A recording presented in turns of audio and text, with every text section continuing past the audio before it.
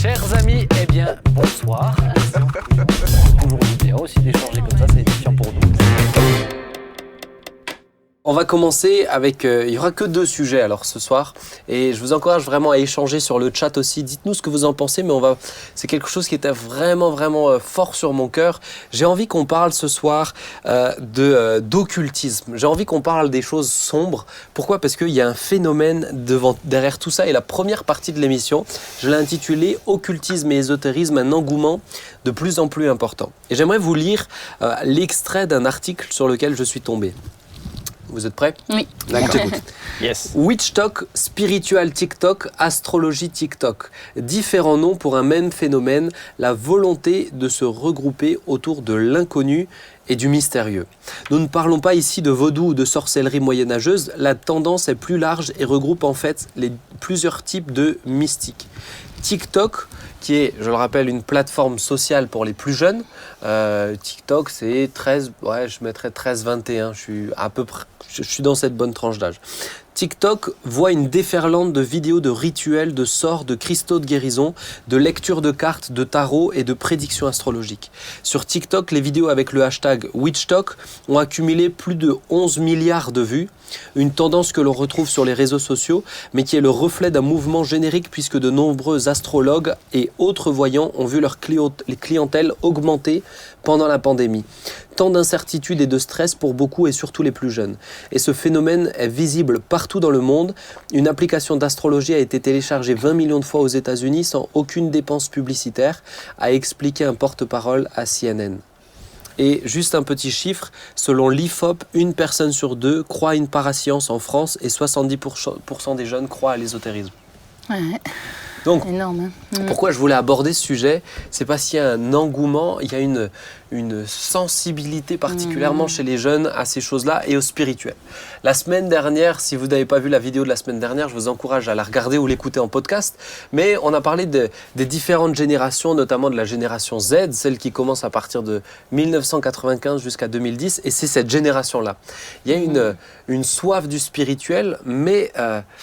Bon, c'est inquiétant, hein. Moi, j'ai vu notamment un reportage où on a des jeunes qui ont dans leur chambre, ils ont des posters de personnes qu'ils aiment. Et puis dans un coin de leur chambre, ils ont un autel avec une divinité ou parfois 2 divinités.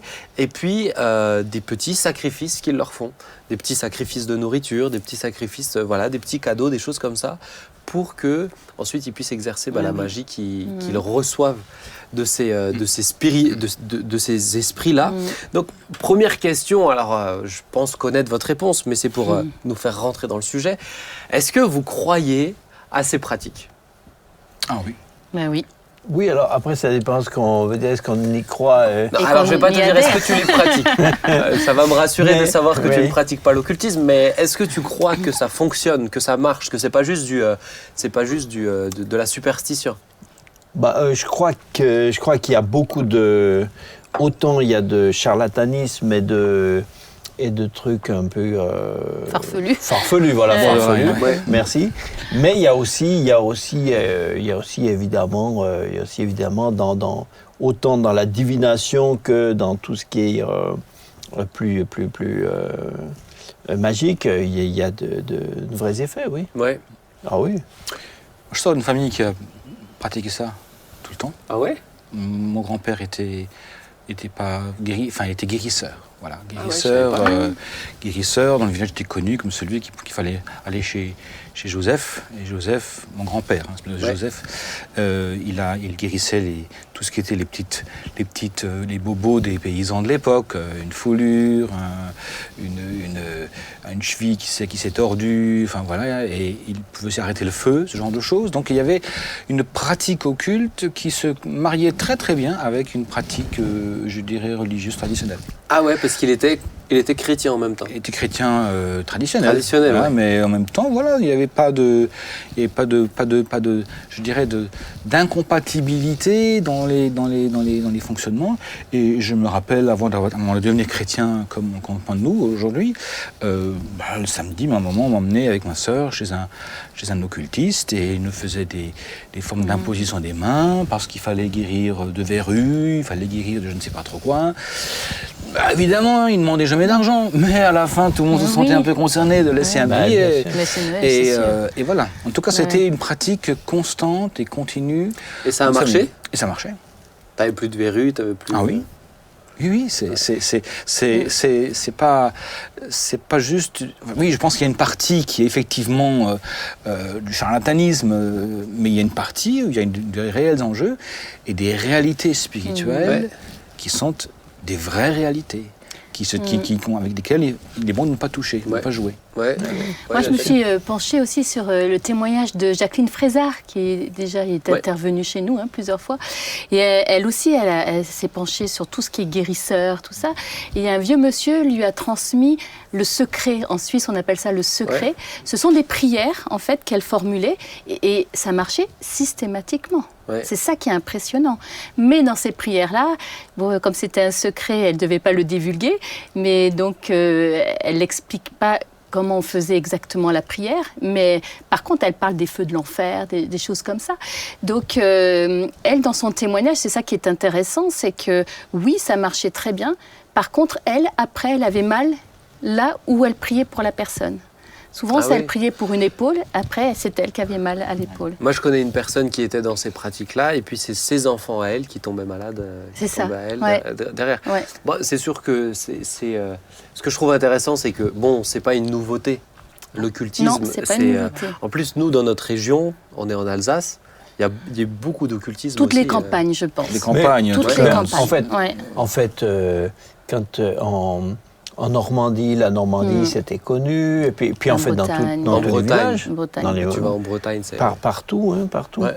Aujourd'hui, oui, il y a une recrudescence parce qu'évidemment, avec aujourd'hui les réseaux sociaux, etc., tout est divulgué, tout ça. Mais en fait, je pense que moi, quand j'étais gamin, dans tous les villages, il y avait comme ça, rebouteux. Quelquefois, c'était le curé qui était rebouteux. Mais oui. Exactement. S'il n'y avait pas d'incompatibilité. On cherchait. D'où la confusion, d'ailleurs. Et il y en avait partout. Exactement. Il n'y avait pas de clarté à ce niveau-là. C'est incroyable. C'était le curé qui était rebouteux. Mais oui, ça pouvait arriver, pourquoi pas. Mais il le faisait gentiment. Et puis c'était souvent mélangé. Par exemple, là où j'étais avec ce fameux monsieur, il y avait dans son cabinet, il y avait des images pieuses. Et il y avait un gros livre. Alors nous, en tant que gamin, on pensait que c'était la Bible. Alors c'était peut-être une Bible, mais derrière, et puis quand il nous posait les mains sur la tête, il faisait un petit signe de croix avec le pouce. Donc il y avait... Ça rassure. Ça rassure. Et il y avait donc une espèce d'ambiguïté. Et du coup, on ne savait pas trop. Jusqu'au jour où... Enfin, parce que le jour où... Si vous voulez, le problème, c'est que ces choses-là, pour lesquelles on allait demander de l'aide, ça pouvait disparaître momentanément. Il apparaissait autre chose ailleurs. Moi, j'étais passé de l'eczéma aux verrues. Et dans l'eczéma, je me rappelle très bien, c'est dans un petit village, une vieille dame, alors ça fait un peu caricatural ce que je vais dire, mais c'était quand même... Moi j'avais 8 ou 9 ans à l'époque, elle m'a fait mettre à genoux, déshabiller le haut du corps, avec des petites branches de noisetier, elle faisait ses incantations, et à la fin, elle me demandait de rentrer et de prier 10 fois le « Je crois en Dieu », qui est une très belle prière, au demeurant, c'est une doctrine, l'incarnation de doctrine, mais du coup, on est dans l'ambiguïté totale. Mais ça, c'est pas avec la jeune génération. C'est-à-dire que la jeune génération, c'est en opposition à la religion. Notamment et clairement dans ce reportage-là, le journaliste demandait à une jeune sorcière, qui se qualifie en tant que sorcière, qui a plus d'1 million d'abonnés, etc. Mais pourquoi vous pensez que les jeunes ne sont pas intéressés à la religion ? Et elle disait, mais nous, ça ne nous intéresse pas du tout, puisqu'on doit faire plein de choses. Là, c'est la liberté. C'est la liberté et le pouvoir. Et là, c'est peut-être ce qui est différent entre ce qui se passait de votre temps et ce qui se passe aujourd'hui. C'est qu'ils sont pas avec une croix de Jésus, etc. Non, ils sont vraiment en train ou de parler à des esprits qu'ils qualifient de puissance, ou de parler à des divinités, Thor, des divinités grecques, etc. Quoi. Mais je pense qu'à mon avis, si on regardait la décroissance de la pratique religieuse est exactement proportionnelle à la croissance de l'engouement pour l'ésotérique. Même si c'était préjugé compatible entre la religion classique et puis et tout ce qui était divination, etc., il y a quand même une culture christianisée, je ne veux pas dire chrétienne, mais une culture christianisée qui protégeait d'aller au-delà de ce qui est moral, de ce qui est qualifié de bien. Ouais. Mais avec l'effondrement du christianisme traditionnel, religieux, eh bien cette sauvegarde, même si c'était qu'un vernis, mais c'était quand même un cadre protecteur. Ouais. Quand tout ça s'est effondré, eh ben maintenant on repart dans le paganisme et on peut... Il y a 50 ans, personne n'aurait invoqué Thor ou je ne sais pas qui, parce que ça aurait été aller embrasser les arbres. Ouais. Ça aurait été surréaliste, c'était... On aurait rigolé, quoi. Aujourd'hui, on rigole. Aujourd'hui, c'est très sérieux. Aujourd'hui, c'est pris aussi. C'est sérieux pour les jeunes. Parce que le christianisme, dans sa forme religieuse, traditionnelle, s'est effondré. Ouais. Donc, il laisse la place au retour du paganisme. Ouais. Et ça reste toujours à nouveau un élément spirituel. Ah oui. Je veux dire, l'autre jour, on a eu un reportage qui avait fait état d'un sondage sur la pratique religieuse des Français. 51% ne sont plus croyants. Oui. Mais c'est pas pour autant qu'ils ne sont pas spirituels ou religieux. Simplement, la spiritualité a changé de nature. Mais l'être humain est spirituel. Mais justement, moi, c'est la question, c'est comment expliquer de telles pratiques qui, encore moi, personnellement, j'y crois aussi. Hein, je crois que toutes ces choses-là ont de l'impact. On s'engage dans un monde spirituel. Alors, est-ce que c'est bon ou est-ce que c'est mauvais? Ça, c'est une autre question. On peut en parler. Mais comment expliquer qu'il y a un tel engouement alors que, semblerait-il, c'est l'esprit cartésien, c'est la science qui prime, c'est toutes ces choses-là. Je pense que c'est fini. Je pense que le côté cartésien, la France des Lumières, ça c'est encore c'est une vieille, je dirais, un reliquat d'un siècle de pensée qui s'est opposé au formalisme religieux qui était un carcan terrible, il faut l'avouer, qu'ils ont dit des choses, que tout n'est pas faux, de chez Voltaire, etc. Mais ce carcan est dépassé. Parce qu'aujourd'hui, on n'a pas forcément envie d'avoir de la réflexion, on veut avoir du vécu, de l'expérience. Le maître mot, c'est l'expérience. Expérimenter les choses. Et dans ces domaines-là, on expérimente des choses. Le problème que moi je trouve, c'est que ça a l'air fun, ça a l'air d'un jeu, mais c'est tout sauf un jeu. Parce que derrière, il y a une vraie réalité spirituelle qui a un impact sur les vies.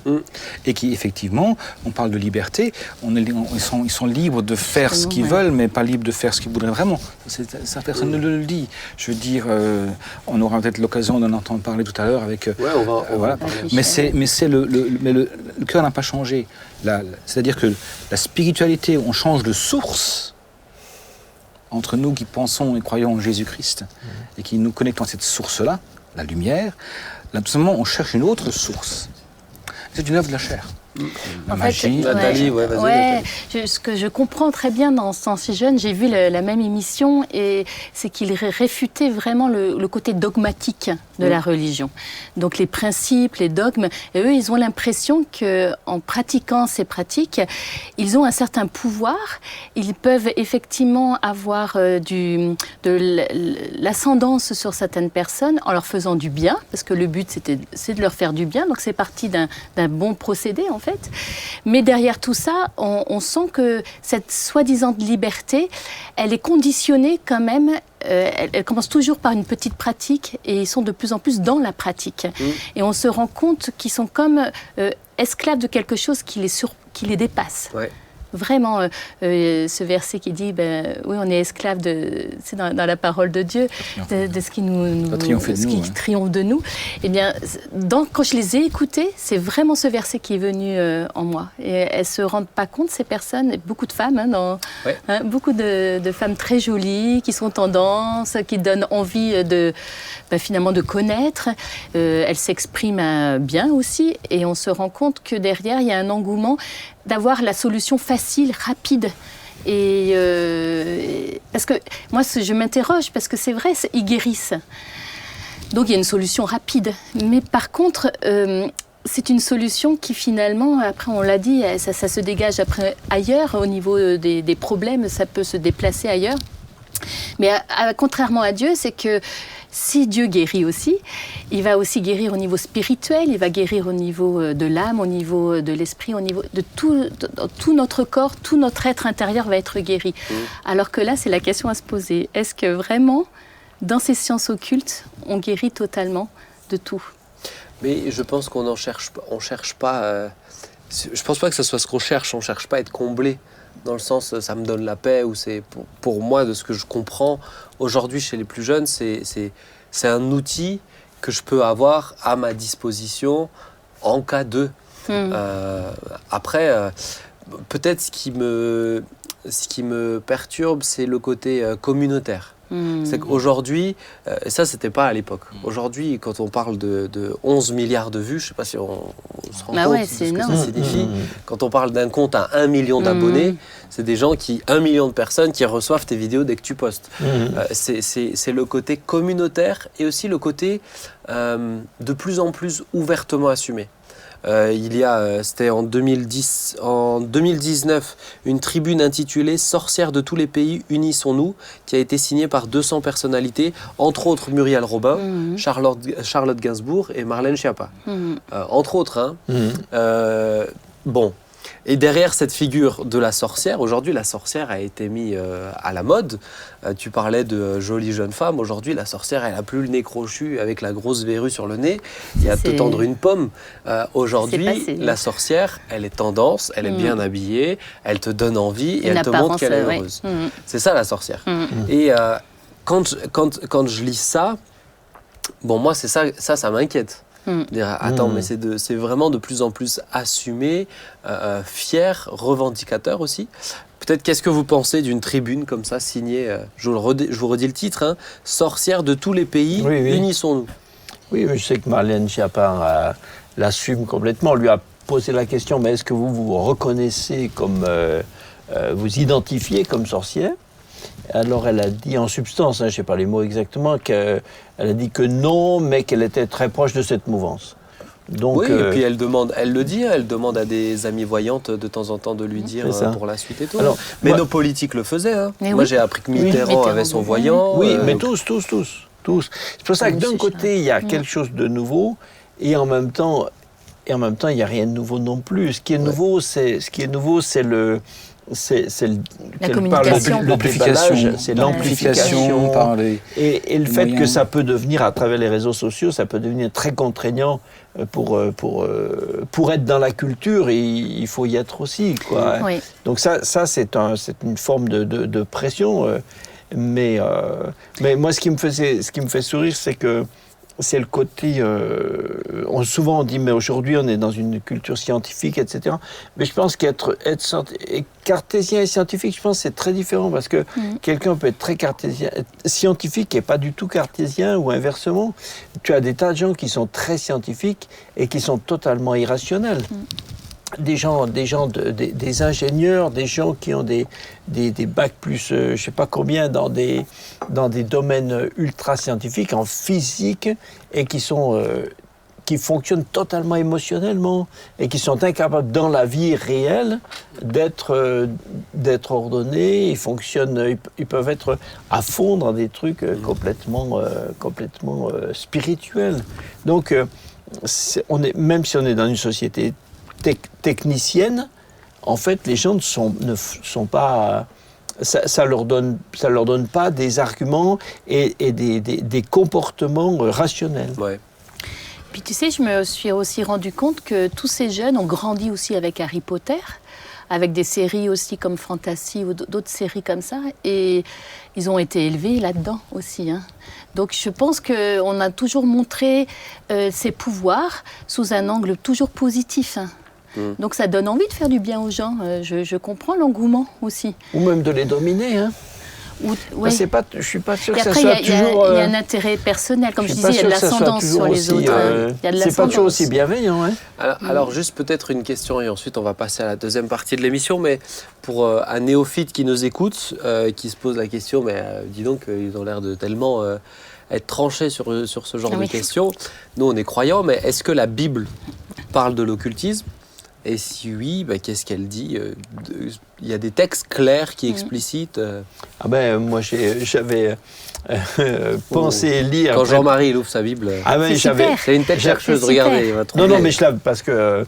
t'avais préparé un verset? Oui. Je l'avais. En plus, je t'ai même pas demandé, c'est bien. Oui, je l'avais tout de suite...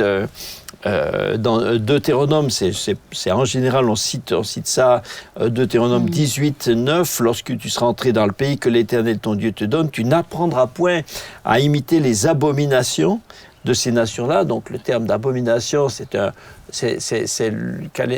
dire, le crescendo dans le plus haut, dans l'iniquité. Et il dit qu'on ne trouve chez toi personne qui fasse passer son fils ou sa fille par le feu, personne qui exerce les métiers de devin, astrologue, augure, donc on pourrait dire c'est redondant, mais c'est pour être sûr qu'il y ait toutes les catégories dedans, de magicien, enchanteur, personne qui consulte ceux qui évoquent les esprits ou qui disent la bonne aventure, personne qui interroge les morts, car quiconque fait ces choses est en abomination à l'Éternel. C'est à cause de ces abominations que l'Éternel, ton Dieu, va chasser ces nations devant toi. Voilà. Donc, il y aurait d'autres choses, mais ici, on a clairement le fait que toutes ces choses sont absolument interdites par Dieu. Et Dieu les interdit pas seulement parce qu'il a décidé de mettre ça dans la mauvaise catégorie, mais parce que c'est des valeurs et des pratiques mortelles. Oui, ça a des conséquences. Je pense que oui, c'est mortifère, dans le sens où toutes ces pratiques, il faut quand même s'en rappeler, je veux dire, à l'époque, mais je ne suis pas certain qu'aujourd'hui ce serait bien différent, peut-être mieux caché, mais pas forcément différent, avait des conséquences sociales, sociétales. Il y a des gens qui offraient leurs enfants en sacrifice. Tout bêtement. Je veux dire, on parlait avant de petits sacrifices dans un hôtel dans le coin de la maison, mais là, on parlait de vrais sacrifices d'enfants. Et donc, c'est une abomination. C'est-à-dire que cette croyance et ces pratiques découlaient in fine dans des pratiques beaucoup plus graves qu'on ne le penserait. Et au début, ça a l'air inoffensif, on joue ensemble, c'est attirant. Et mais in fine, il y a des vraies conséquences, avec des vraies vies qui sont sacrifiées. Et puis enfin, tu citais le livre l'Ancien Testament. Dans le Nouveau Testament, on retrouve une même pensée. On parle de ces œuvres de la chair, c'est-à-dire de la volonté de l'être humain, quelque chose. L'immoralité, la débauche, etc., les colères, les rivalités. Mais il parle aussi de l'adoration des idoles et de la magie. Bien sûr. C'est donc pas forcément un esprit qui tombe dessus, c'est nous qui cherchons, parce qu'on veut se faire plaisir, parce qu'on a envie de titiller notre ego, notre narcissisme, et qu'on cherche des choses pour, alors sous couvert de faire du bien, magie blanche, sous couvert de faire retrouver ou de faire trouver un amour à quelqu'un, la magie rouge. Parfois, on n'ose pas le dire, mais la magie noire, ça existe aussi. Là, on cherche à faire du mal. Oui, avoir du pouvoir. Faire du pouvoir, mais dans le but de faire du mal. Parce que dans les trois cas de figure, c'est recherche d'un pouvoir pour faire quelque chose. Dans un cas, ça a l'air très tendre et très altruiste. On va guérir des gens. Autre altruisme, on va essayer de trouver un amour à un homme qui n'a pas de femme, ou inversement.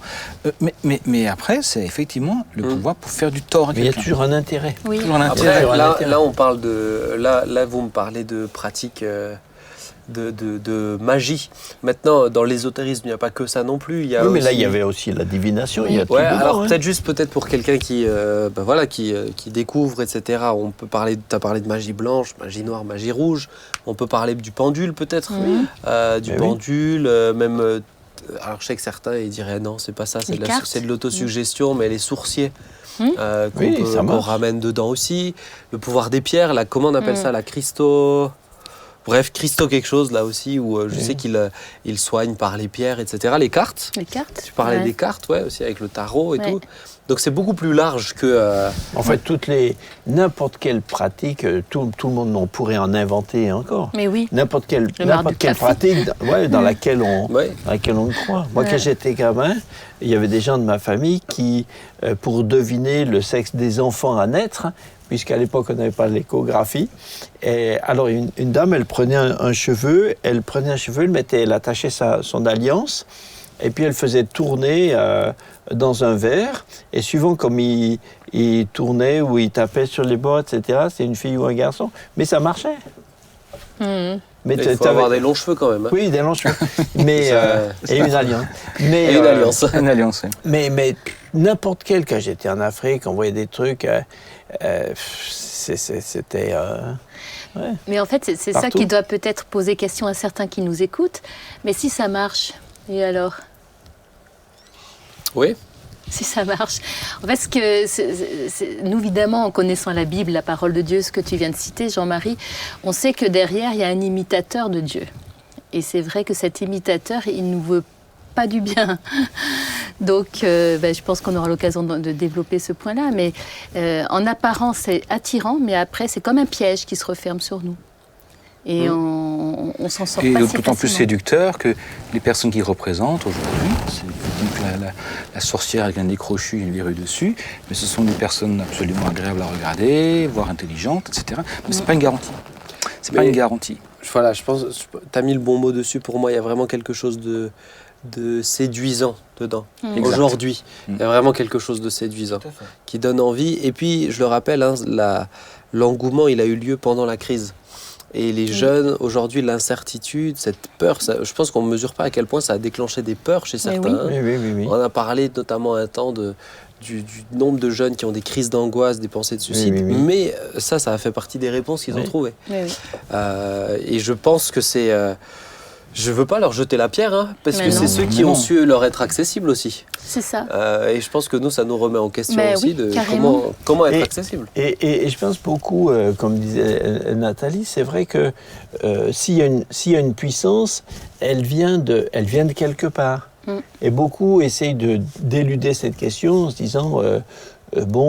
mais c'est une puissance comme si c'était neutre, comme si c'était simplement la loi de la gravité. Voilà. Mais c'est pas la loi de la gravité, c'est que s'il y a une puissance, il y a une origine. Dans le livre des Actes, tu as